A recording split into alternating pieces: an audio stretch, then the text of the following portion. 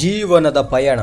ಅವಳು ಅಪರೂಪದ ಸ್ಥಿತಿಯೊಂದಿಗೆ ಜನಿಸಿದಳು. ಅದು ಅವಳಿಗೆ ಬಣ್ಣಗಳನ್ನು ನೋಡಲು ಸಾಧ್ಯವೇ ಹಳೆಯ ಸಿನಿಮಾದಂತೆ ಅವಳಿಗೆ ಎಲ್ಲವೂ ಕಪ್ಪು ಬಿಳುಪುವಾಗಿತ್ತು.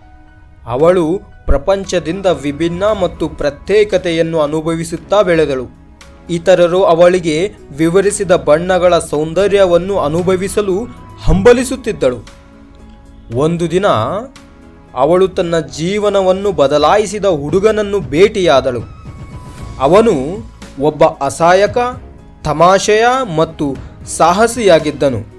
ಬಣ್ಣಗಳಿಲ್ಲದಿದ್ದರೂ ಜೀವನವನ್ನು ಹೇಗೆ ಆನಂದಿಸಬೇಕೆಂದು ಅವನು ಅವಳಿಗೆ ತೋರಿಸಿದನು.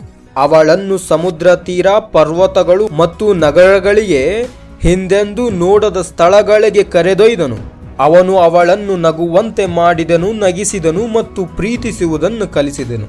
ನಂತರ ಅವರು ಪ್ರೀತಿಯಲ್ಲಿ ಬಿದ್ದು ಮದುವೆಯಾದರು. ಅವಳು ತಾಯಿಯ ಸ್ಥಿತಿಯನ್ನು ಅನುವಂಶೀಯವಾಗಿ ಪಡೆದ ಮಗಳಿಗೆ ಜನ್ಮವನ್ನು ನೀಡಿದಳು. ತನಗೆ ಆದ ಗತಿಯೇ ತನ್ನ ಮಗಳಿಗೂ ಆಗುತ್ತದೋ ಎಂಬ ಆತಂಕ ಆಕೆಗಿತ್ತು.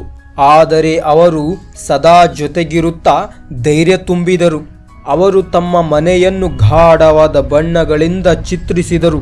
ಇದರಿಂದಾಗಿ ಅವರ ಮಗಳು ಅವರು ಹೇಗಿದ್ದಾರೆಂದು ಊಹಿಸಬಹುದು. ಅವನು ಅವಳಿಗೆ ಮಳೆಬಿಲ್ಲು, ಹೂವುಗಳು ಮತ್ತು ಆಕಾಶದ ಬಣ್ಣಗಳ ಬಗ್ಗೆ ಕಥೆಗಳನ್ನು ಹೇಳಿದನು.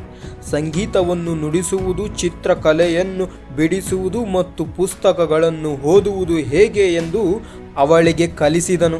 ಅವನು ಅವಳ ಕಣ್ಣಾಗಿದ್ದರೆ ಅವಳು ಅವನ ಹೃದಯವಾಗಿದ್ದಳು. ಅವರಿಗೆ ವಯಸ್ಸಾಯಿತು. ಒಂದು ದಿನ ಅವನು ಅನಾರೋಗ್ಯಕ್ಕೆ ಒಳಗಾಗಿದ್ದನು ಮತ್ತು ಆಸ್ಪತ್ರೆಗೆ ಹೋಗಬೇಕಾಯಿತು. ಅವಳು ಅವನ ಕೈ ಹಿಡಿದು ಅವನ ಪಕ್ಕದಲ್ಲಿಯೇ ಇದ್ದಳು. ಅವನು ಅವಳನ್ನು ಪ್ರೀತಿಯಿಂದ ನೋಡುತ್ತಾ ಹೇಳಿದನು, ನಾನು ನಿನಗಾಗಿ ಉಡುಗೊರೆಯನ್ನು ಹೊಂದಿದ್ದೇನೆ. ನಾನು ಬಹಳ ದಿನಗಳಿಂದ ಕೆಲಸ ಮಾಡುತ್ತಿದ್ದೆ. ನೀನು ಅದನ್ನು ಇಷ್ಟಪಡುತ್ತೀಯಾ ಎಂದು ನಾನು ಭಾವಿಸಿದ್ದೇನೆ ಎಂದು ಹೇಳಿಬಿಟ್ಟ. ಅವನು ಅವಳಿಗೆ ಒಂದು ಜೊತೆ ಕನ್ನಡಕವನ್ನು ಕೊಟ್ಟನು.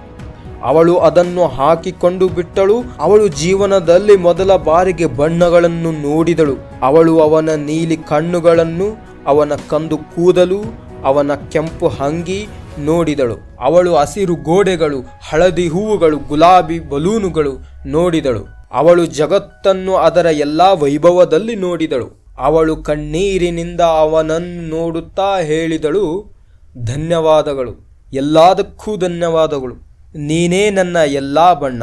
ಅವನು ಮುಗುಳ್ನಗುತ್ತಾ ಶಾಶ್ವತವಾಗಿ ಕಣ್ಣು ಮುಚ್ಚಿದನು. ಅವಳು ಅವನಿಗೆ ವಿದಾಯ ಹೇಳಿದಳು.